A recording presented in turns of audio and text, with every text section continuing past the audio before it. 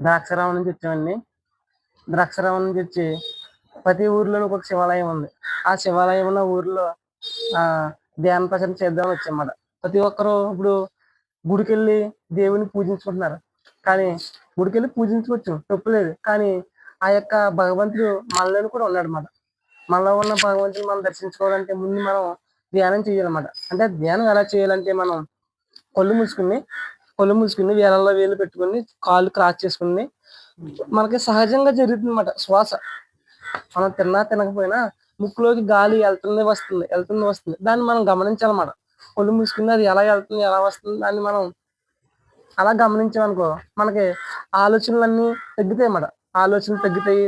తర్వాత ఆలోచనలు తగ్గ బ్రహ్మరంధ్రం ద్వారా విశ్వశక్తి మనకు వచ్చి మనలో ఉన్నటువంటి కొన్ని అనారోగ్యమైనటువంటి రోగాలు ఏవైతే ఉన్నాయో అవన్నీ మనకి క్లియర్ అవుతాయి అన్నమాట. ఇవన్నీ మనం కొన్ని డాక్టర్ల దగ్గరికి వెళ్ళి మనం తగ్గించుకుంటాం. అలాగే కాకుండా సహజంగా తగ్గుతుంది అన్నమాట. ఇది సృష్టిలో ఉన్న ఒక గొప్ప ఏర్పాటు అన్నమాట. ఈ గొప్ప ఏర్పాటుని బ్రహ్మర్షి పత్రిజీ గారు ఈయన కనుక్కుని ప్రతి ఒక్క మానవుడికి ఇది ఎంతో అవసరం అని అందరికీ అందజేశారన్నమాట. ఇప్పుడు ఈ సమాజంలో మానవుడు చదువు పరంగా ఎంతో గొప్ప ఉన్నతమైన చదువులు చదువుకున్నాడు.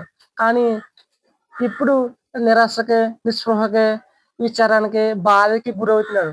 ఎందుకంటే ఆయనలో సరైనటువంటి విజ్ఞానం లేక, అంటే చదువు ప్రకారంగా విజ్ఞానం ఉన్నా కానీ ఆత్మపరంగా ఆత్మ విజ్ఞానం అనేది ఎవరికి లేదు.